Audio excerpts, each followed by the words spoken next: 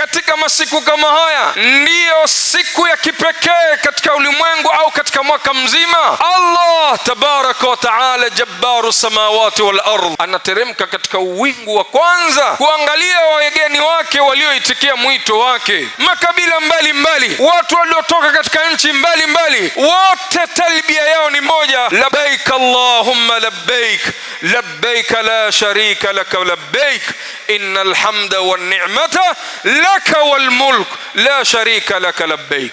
يقول تبارك وتعالى في محكم تنزيله بعد أعوذ بالله من الشيطان الرجيم: إن عدة الشهور عند الله 12 شهرا في كتاب الله يوم خلق السماوات والأرض منها 4 حرم ذلك الدين القيم فلا تظلموا فيهن أنفسكم وقاتلوا المشركين كافة كما يقاتلونكم كافة واعلموا أن الله مع المتقين اللهم اجعلنا من المتقين مخلصين لك الدين آمين يا رب العالمين.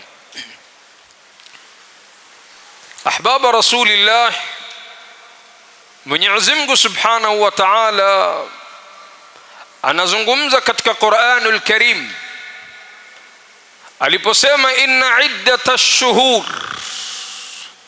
hakika idadi ya miezi, inda Allahi, katika daftari la Mwenyezi Mungu, alivyoandika Allah Subhanahu wa Ta'ala dauri ya mwaka mzima, miezi iliyoko 12 shahran, ni miezi 12.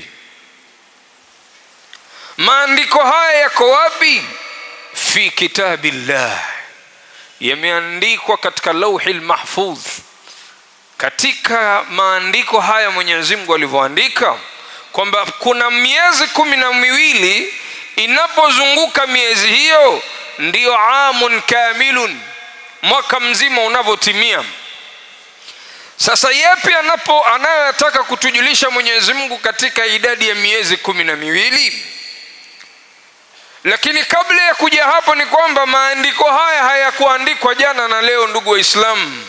Yauma khalaqa samawati wal ardh, maandiko ya idadi ya miezi 12 toka Mwenyezi Mungu alipokamilisha kuumba mbingu 7 na kutengenezea ardhi 7. Baada ya maumbile ya vitu kama hivi Allah alivyoviumba, aliandika sasa huu ulimwengu utatembea na miezi 12, ndio itakuwa mwaka mzima wa mwanadamu atakaishi katika huu ulimwengu. Minha, lakini katika miezi 12 hiyo 4 hurum, Mwenyezi Mungu ameichagua miezi 4 kuwa mitakatifu zaidi kuliko mingine. Katika maandiko hayo Allah amethibitisha mbele yake akasema, kufanya hivyo kwake Allah, dhalika dinul qayyim, hiyo ndiyo dini iliyostawi kutoka kwa Allah Subhanahu wa Ta'ala. Waman, na yoyote yule, yabtaghi ghaira alislami dinan, atakaye kufuata dini isiyokuwa ya Kiislamu, kukiri maandiko mengine yasiyokuwa ya Kiislamu katika mfumo wake kamili wa kuishi katika ulimwengu, falan yuqbala minhu, Allah anasema hawezi kubaliana na mtu kama huyo. Sasa maandiko ya miezi 12 yameandikwa toka Mungu aumbe mbingu 7 na ardhi 7, na anasema hiyo ndio dini iliyostawi, dini ya kisawasawa, dini ya Kiislamu. Sasa kabla ya kuwatajieni miezi 4 ambao Mwenyezi Mungu kaitakasa zaidi kuliko mingine, na hapa haingiliwi Mungu katika mipangilio yake, kwa sababu huwa ni mudabbirul kaun, yeye ndiye anayepelekesha ulimwengu na vile majambo yalivyo. Alitoa amri kwa wanadamu na Waislamu katika ulimwengu, basi fala tadhlimu fihinna anfusakum, maadamu katika 12 miezi hiyo nimewachagulieni minne, wallahi msidhulumu nafsi zenu kwa kutofanya mazuri katika miezi hii minne, na msidhulumu nafsi zenu vile vile kufanya maovu katika miezi minne hii mitukufu. Mahalu shahidi ambapo tuwapataka zaidi katika mfumo mzima wa aya hii ni hili neno minha arba'atun hurum. Katika miezi 12 pana miezi minne mitukufu. Sallallahu alayhi wasallam, sallu ala nabiyikum, asema thalathun, katika miezi minne hiyo iliyotakaswa zaidi na Mungu katika ufalme wake, thalathatun, mitatu kati ya hiyo minne, mutawaliyat, imefuatana na moja imekaa kando. Kati ya yale yaliyofuatana, ndugu wa Islam, ni huu mwezi ambao tutaukamilisha si muda mrefu, na ni mwezi wa Dhulqaada. Baada ya Dhulqaada tutakuwa na Dhulhijja. Baada ya Dhulhijja ambao ni mwezi wa 12 katika mwaka wa Kiislamu, pataingia Muharram. Kwa hivyo Dhulqaada, Dhulhijja na Muharram. Ndugu wa Islam, toka uanze huu mwezi sisi tuko katika arba'atun hurum, miezi mitakatifu kwenye Dhulqaada. Ili leo tuzungumzie katika hali ya kuelezana zaidi katika Dhulhijja, lazima kila mmoja awe na waqfatu tadabbur, kisimamo cha kuzingatia Dhulqaada nimeipeleka vipi. Je, Dhulqaada hii imebaki siku 2-3 imalizike, niko katika wale waliodhulumu nafsi zao? Ikiwa upo, basi ndugu wa Islam, nafasi unao maadamu unatumia pumzi ya bure inayotoka kwa muumba aliyekuumba wewe na kuumba viliomo katika ulimwengu huu. Kwa hivyo iwapo ulitelezeka na ukajitia sahau katika umbile lako mwanadamu kwa kusahau mambo, basi kumbuka leo kwamba Dhulqaada haijaisha, imebaki siku 3 hivi, na baada ya hapo bado ungali uko katika Dhulhijja. Ndipo tutakapochukua lubu maudhui ya khutba yetu ya leo, kuzungumzia mwezi wa Dhulqaada ulivyomalizika. Sasa tuangalie Dhulhijja ambayo inatukabili. Yastahili kama sisi kufanya vipi Waislamu katika mwezi mtukufu kama huu wa Dhulhijja?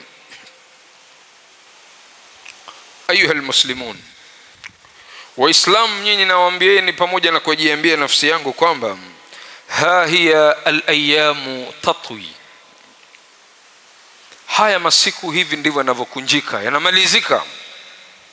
Washuhuri tanfadhi, na miezi ndio inapita kama upepo. Ndugu wa Islam, tumekuwa na Dhulqaada, leo tunaifanyia kwa heri, tunaikaribisha Dhulhijja, lakini kwa Muislamu wa kisawasawa, wadaan ya mwezi mtukufu wa Dhulqaada yataka ufanye wadaa ya kuuaga kwa mazuri mengi uliyoyatenda katika mwezi huu, na tarhiban ya kukaribisha mwezi unaofuata pia uwe katika mfumo huo, na ndivyo alivyotuagiza Mtume sallallahu alayhi wasallam.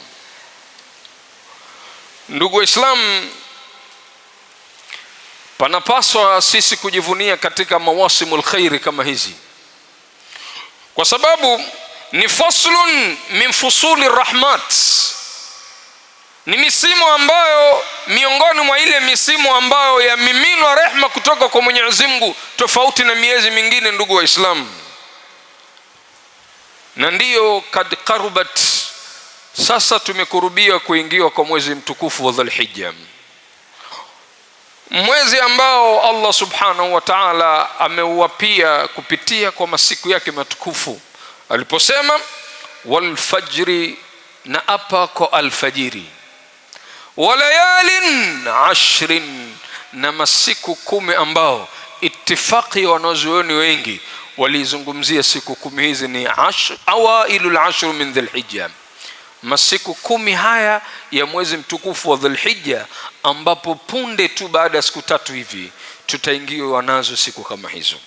Kama Waislamu yafaa tufahamu kwamba afdalu ayamu sana mwaka mzima uliokusanya miezi 12, masiku yaliyo bora ndani ya mwaka mzima ni masiku haya aliyoyazungumza Mtume sallallahu alayhi wasallam aliposema sallallahu alayhi wasallam, ma min ayamin, hapana masiku au hakuna masiku ambayo al-amalu salih, tendo lolote zuri ambalo muislamu analifanya, ahabbu ila Allahi, tendo ambalo litakuwa linapendeza zaidi kwa Mwenyezi Mungu, iwe ni sala, ni saum, ni zaka, ni sadaka, yoyote kati ya yale mema ambayo utayatenda ndani ya masiku haya matukufu, Mtume sallallahu alaihi wasallam asema hakuna masiku yatakayokuwa bora zaidi ya muislamu kufanya matendo yaliyo bora zaidi kama vile atakavyotenda ndani ya masiku 10 haya ya Dhulhijja. Na ndiyo sallallahu alaihi wasallam akasisitiza, kwa sababu masiku haya huwezi kuyapata kwa miezi mingine yote inayokuja isipokuwa katika mwezi wa Dhulhijja, kwa sababu tajtami'u fihi ummahatul ibadat. Uzuri wake uliopo ni kwamba mama wa ibada zote zapatikaniwa ndani ya siku 10 hizi. Fiha, ndani ya masiku 10 haya ya Dhulhijja, pana mama wa ibada ambao ni as-salah, watu wanasali. Was-salatu imaduddin, na sala ndiyo nguzo ya dini. Man aqamaha faqad aqama ad-din, mwenye kuisimamisha ipasavyo amesimamisha dini ya Mwenyezi Mungu Subhanahu wa Ta'ala, na mwenye kuiacha faqad hadama ad-din, huyo huwa ameivunja sana hadhi na dini ya Kiislamu, kama alivyosema Mtume Muhammad sallallahu alaihi wasallam. Kwa hivyo fil ashr al-awail pana tajtami'u ummahatul ibadat, minha as-salat wasiyam. Katika masiku haya 10 ndani umepata mama wa ibada zote ambao ni sala, unasali, unapata ndani yake saum wasadaqa, na ndani yake hapo pana infaq ya watu kutoa zaidi kwa ajili ya kuboresha ibadati zao na kwa ajili ya kujivunia kwa masiku bora yaliyotakaswa na Mwenyezi Mungu Subhanahu wa Ta'ala. Wal hajj, na ndani vile vile ndio pana mausimul hajj katika masiku 10 yale. Ina maana baada ya siku 10 za Dhulhijja, ule mausimul haji watu washahiji itakuwa, ili yale makusanyo aliyoyakusudia Mwenyezi Mungu katika masiku 10 haya, ndani unapata sala, watu wanasali, ndani unapata sadakati, watu wanatoa sadaka, ndani unapata watu wanafunga katika siku hizi 10, na ndani vile vile watu wanatekeleza ibada na nguzo mzito sana muhimu, nao ni ya kutufu Baitullahi al-Atiq. Laqad faddalaha Allahu ala ghayriha, kwa fadhila hii Mwenyezi Mungu kaifadhili siku 10 hizi ambazo zinakuja sio mbali, ndugu Waislamu. Mungu akazijalia kuzifanya bora kuliko zingine kwa sababu ya kukusanyikana na ummahatul ibadat kwa siku 10 zile. Ndani pale pana sala, si ndio? Ndani pale pana haji, ndani pale pana saum. Ummahatul ibadat zote katika zile arkanul Islam ziko hapo. Huwezi kupata mahali pengine nguzo 5 za Kiislamu zinatekelezwa kwa wakati mmoja isipokuwa katika masiku 10 ya Dhulhijja, kwa sababu nguzo za Kiislamu ni shahada. Pale waislamu katika miezi ile wana tahlilat, wanamsabihi Mwenyezi Mungu kwa kusema la ilaha illa Allah Muhammadur Rasulullah, shahada hiyo. Mle ndani watu wanasali, ndugu waislamu, sala ipo katika nguzo ya pili. Utakuja pale pale waislamu katika masiku 10 yale wanafunga, saumu ipo hapo ndani, na vile vile kuna haji, na katika zile zakawatu wa sadaqat watu wanazitoa zaidi katika siku kama ile. Kwa hivyo ummahatul ibada zote utazipata katika masiku 10 bora kama haya. Vipi muislamu kae nyuma katika masiku kama haya?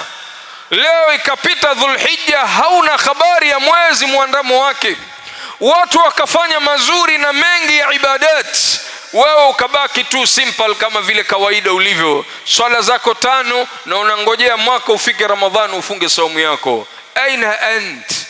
Utakuwa uko katika makana gani kama Muislamu iwapo masiku bora kama haya yataweza kukupita? Hayapatikaniwi masiku kama haya katika miezi 12 yote isipokuwa katika mwezi wa Dhulhijja. Na ndani, ndugu Waislamu, katika masiku kama haya ndiyo siku ya kipekee katika ulimwengu au katika mwaka mzima.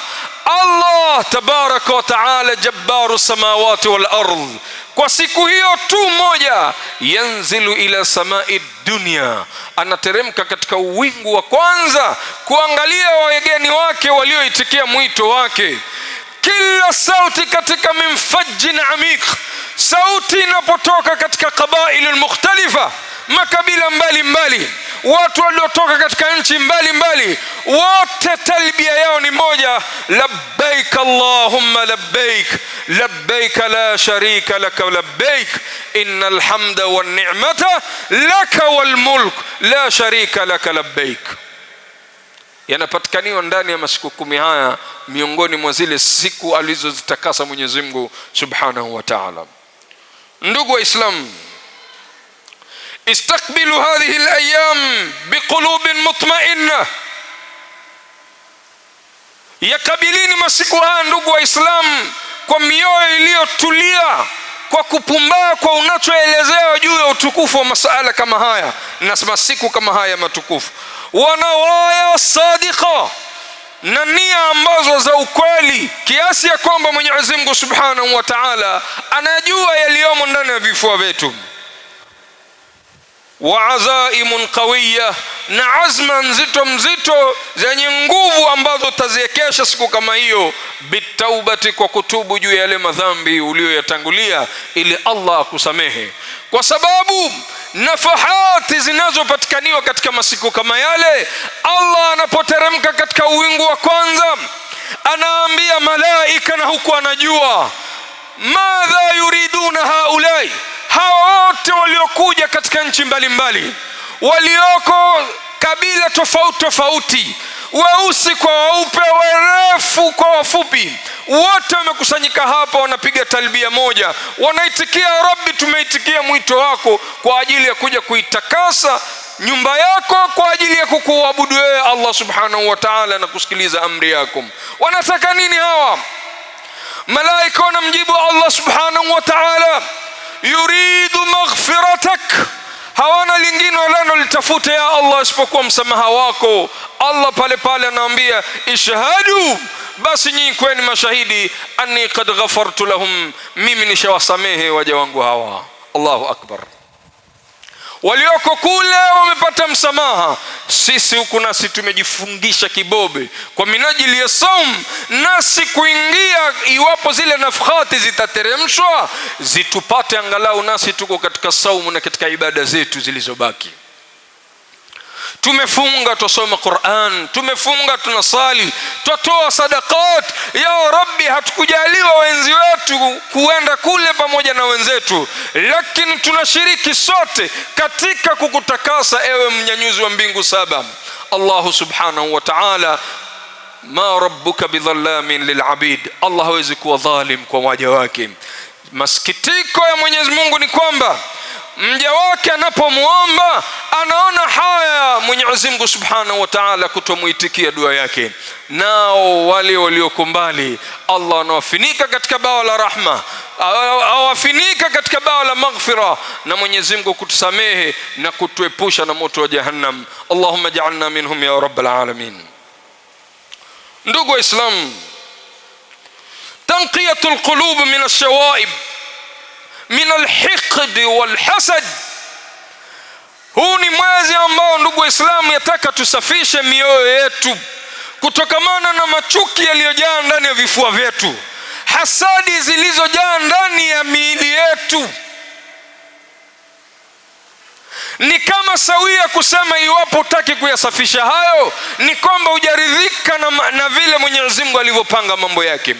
tusafishe vitu vyetu ndugu waislamu, tuwe na mioyo iliyo mtakatifu, ndio Mwenyezi Mungu atatuweza kutupa saada katika dunia na akhera vile vile. Hatuwezi kuipata pepo ndugu waislamu kwa sababu ya sala nyingi tunazosali, kwa sababu ya saumu nyingi tunazofunga, iwapo patakosekaniwa tanqiyatul qulub, nafsi zetu kuzitakasa kutokamana na maovu yaliyoko dhidi ya wenzi wetu, utesi, chuki, balaa moja kwa mbili, kutopendana waislamu wao kwa wenzi wao. Haya ndiyo yataporomosha amali zetu, japo tunasali, japo tunafunga na kutoa sadaka zetu. Ndugu waislamu, tuangalie mfano hai. Mtume sallallahu alayhi wasallam amekaa siku hiyo na masahaba wake, awaambia masahaba wangu, nataka kuambieni kitu kimoja, mko tayari kunisikiliza? Wakamwambia Rasulullah, sam'an wa ta'atan ya Rasulullah, tuko tayari kukusikiliza na kukutii. Akasema, leo nataka muone mashhadi ambayo kaniambia Mungu, amri hiyo imetoka juu ya mbingu 7, kapewa Jibril akapasua mbingu 7 hadi katika ardhi kuniambia neno takatifu kama hili. Lipi ya Rasulullah? Akasema, min yamini, angalieni upande wangu wa kulia, sayattali'u alaykum, muda usiokuwa mbali atatokezea mtu hapa upande wangu wa kulia. Mtu huyo, nawaambieni kama mtume wa Mwenyezi Mungu, shuhudieni ya kwamba huyo ni katika watu wa peponi. Allahu akbar. Watu wamekaa katika jalsa ya mtume sallallahu alayhi wasallam, ma min ahadin yaltafit yasaran, hamna anayezungusha shingo yake kushoto, kila mmoja anaangalia nani atatokezea mle ndani. Kwa sababu tulioko hapa sote ni kama kwamba hatuko kati ya wale au yule mtu ambaye anamzungumzia mtume, maana tushashuhudia katika mashahidi yake. Patatokea mtu na wala ule mtu atakuwa katika kikao chetu hiki, atapita tu, idha talaa alaikum, anapowapiteni mkimwona tu upande wa kulia, fashhadu, shuhudieni annahu min ashabil janna. Anapewa certificate na mtume sallallahu alaihi wasallam kupitia amri ya Mwenyezi Mungu kwamba huyo ni katika mtu wa peponi. Nini alifanya ndugu waislamu? Ni kwa sababu ya sala nyingi au saumu au kitu gani? Tutakuja kujua mbele ndugu waislamu kitu gani kilichomfanya mpaka mtume sallallahu alaihi wasallam kutoa bishara ya bwana kama ule kuwa miongoni mwa watu wa peponi.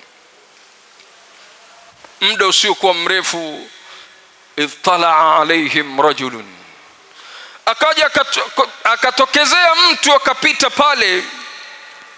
Mtume sallallahu alaihi wasallam asema, huwa min ashabil janna.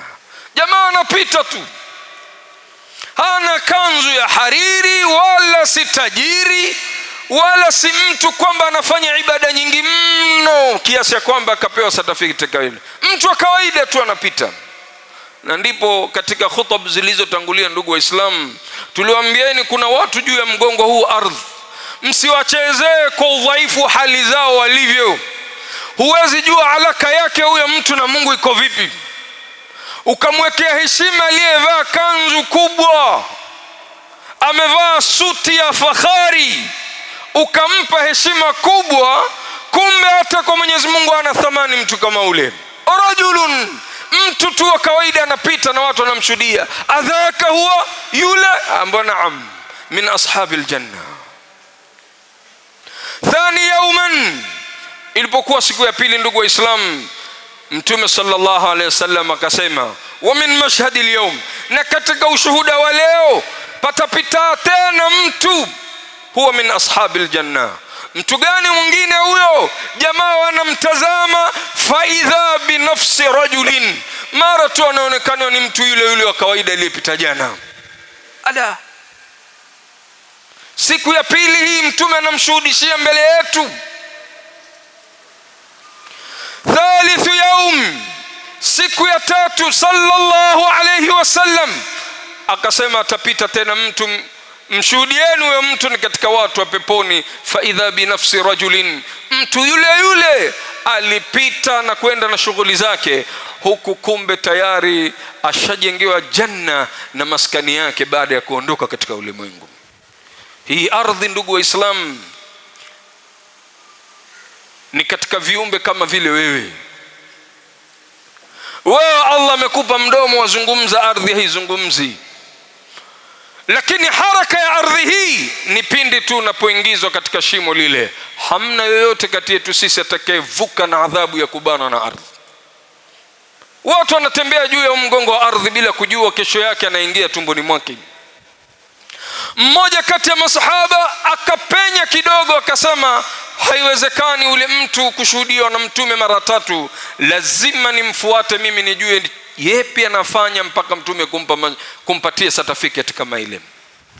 Yule bwana akamfuata kama yule bwana, ewe ndugu yangu Muislamu, nataka unipe ugeni kwako, yani niishi kwako kwa muda wa siku 3. Nina shughuli zangu 2-3 nizifanye, lakini uniache nikae kwako ndugu Muislamu. Lengo si shughuli wala kazi, ataka kukaa katika nyumba ya yule bwana kuangalia ni yapi makubwa anayoyafanya mpaka kupewa certificate ya kuingia peponi na mtume sallallahu alaihi wasallam. Akakaa siku ya kwanza. As-sahabiyul jalil asimulia habari kama hii, asema nilikaa siku ya kwanza, hamna chochote cha zaidi anachokifanya, pengine mimi nayafanya zaidi kumliko. Tula al-yawm wal-layla, usiku na mchana wake mimi namulika, tunamwangalia anachokifanya. Zaidi ni sala zake 5 za kawaida, anatoka kaenda katika shughuli zake. Asema tasahartu layali, zile siku 3 mimi nakesha silali, naangalia labda nainuka usiku anamsujudia Mwenyezi Mungu au kuinuka qiyamul layl. Yanamu tula al-layli wala yastayqidhu illa fi salati al-fajr, hainuki usiku mpaka sikia adhana al-fajr, tunainuka tunaenda msikitini pamoja kusali. Siku 3 zilipotimia, sikupata cha zaidi anachokifanya mpaka kupewa pepo huyu bwana. Sahabiyul jalil asema nilimkalisha chini, akamwambia, akamuuliza, leo nataka uniambie siri yako wewe na Mungu ni gani?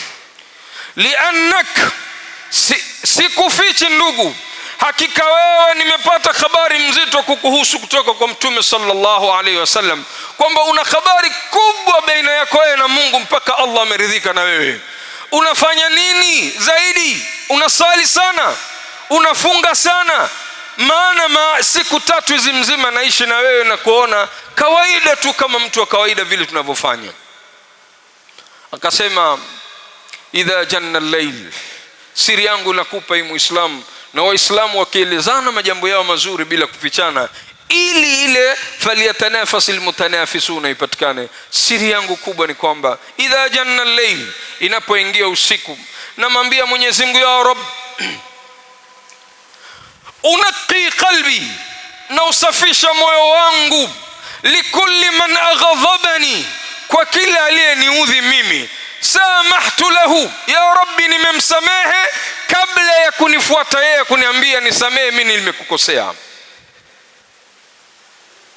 Akhlaq almuashara, nimemsamehe kila aliyeniudhi, qasdan, au ameniudhi kwa kusudi, au bighairi amdin, au pasina kusudi, mimi nimemsamehe kwa ajili ya Mwenyezi Mungu.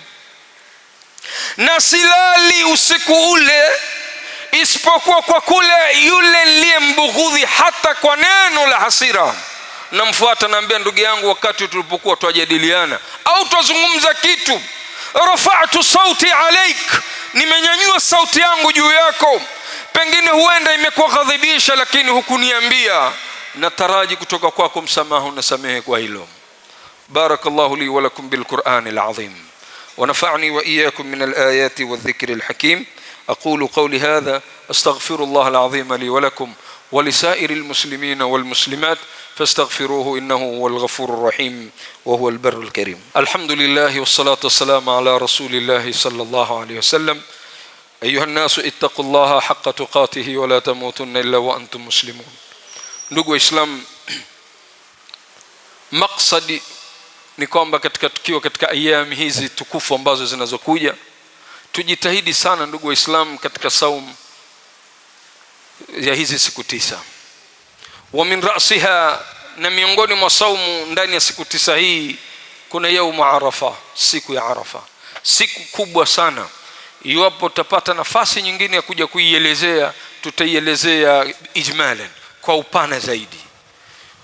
Siku kama hii, ndugu Waislamu, ni siku ambayo Mungu anawasamehe waja wake, siku ambayo Mwenyezi Mungu huteremka katika samaa dunia, siku ambayo inambughudhi sana Iblis na wafuasi wake waliotumia mwaka mzima juhudi mbalimbali kuwachanisha waliooana, kuwakosanisha waliokuwa wanasikizana na maovu mengi katika dunia. Leo kufika siku kama ile, Mwenyezi Mungu anatoa msamaha wake kwa wao watu waliofunga katika mwezi mtukufu wa Dhulhijja.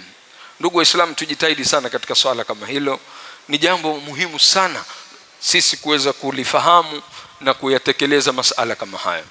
Wakati haunasi pamoja nasi, ndugu Waislamu, isipokuwa tu nasaha ni kwa wale ambao wanataka kufanya udhiya katika mwezi mtukufu wa Dhulhijja. Sheria ya Kiislamu katika masiku haya kabla haijaingia, maana Dhulhijja ni kesho kutwa, sio? Kabla haijaingia tarehe mosi ya Dhulhijja, una nia ya kufanya udhiya, ya kuchinja. Sheria ya Kiislamu inakataza wewe kunyoa, kukata kucha zako, ili usawazike na wale walioko kule. Maana wale walioko katika uwanja wa haji wanachafuka, mavumbi, wamechoka, shughuli mbalimbali za ibada, ili nawe uonekaniwe tashabuhu yako kama wao. Haya yasipatikaniwe. Bimaana kwa lugha nyingine, iwapo unataka kuyafanya hayo ya kunyoa na mengine, yafanye kabla ya kuingia kwa hizo siku, kwa sababu yanapoingia masiku kama yale huruhusiwi kufanya vitu kama hivyo. Hii ni katika moja katika tanbihat ambao Mtume sallallahu alaihi wasallam asema, idha raaitum hilala dhulhijja, mnapoona mwezi wa Dhulhijja, wa arada ahadukum an yudha, mmoja wenu akataka kufanya udhiya, falyumsik an sha'rihi, ajizuie na kunyoa nywele zake, wa adfarihi hatta yadhha, mpaka atakapochinja. Baada ya hapo sheria inamruhusu kuweza kufanya kama hayo. Ndugu Waislamu, kisa ambacho nimewatoleeni kwa mukhtasari na nimekikata ni kwamba yote tutakayoyafanya katika ibada zetu, tusisahau muamala wetu na wenzi wetu. Tujaribu umoja wetu na mapenzi yetu kati yetu sisi kama Waislamu, kama alivyosema Mwenyezi Mungu, wa'tasimu bihablillahi jami'an wala tafarraqu. Watu wasameheane madhambi waliokoseana. Hakuna mkamilifu aliyefanya chochote kile isipokuwa umsamehe mwenzako. Na angalia namna alivyoinali kuipata pepo bwana kama huyu, ni kwa sababu ya msamaha wake, kwa sababu wa intafu aqrabu littaqwa. Iwapo utakuwa ni mtu unayependa kusamehe sana, basi ukaribu wa ucha Mungu wewe umepewa recommendation hiyo na Mwenyezi Mungu Subhanahu wa Ta'ala. Mwenyezi Mungu atujalie kwa haya machache tuliyozungumza, ipite saatul qabul, tuweze kubadilika mienendo yetu na tabia zetu, tuingie katika sulukul khairiyya kama walivyotangulia miongoni mwa watu salafu salih. Mwenyezi Mungu atujalie miongoni mimman yastami'una alqawl fayattabi'una ahsana. Allahumma arina alhaqqa haqqan warzuqna ittiba'ahu wa arina albatila batilan warzuqna ijtinabahu. Yaqulu tabaraka wa ta'ala, inna Allaha malaikatahu yusalluna 'ala an-nabi ya ayyuhalladhina amanu sallu 'alayhi wa sallimu tasliman. اللهم صل وسلم على هذا النبي الأمين وعلى آله وصحبه وسلم أجمعين. إن الله يأمر بالعدل والإحسان وإيتاء ذي القربى وينهى عن الفحشاء والمنكر والبغي يعظكم لعلكم تذكرون. فاذكروا الله العظيم يذكركم واشكروه على نعمه يزدكم ولذكر الله أكبر والله يعلم ما تصنعون.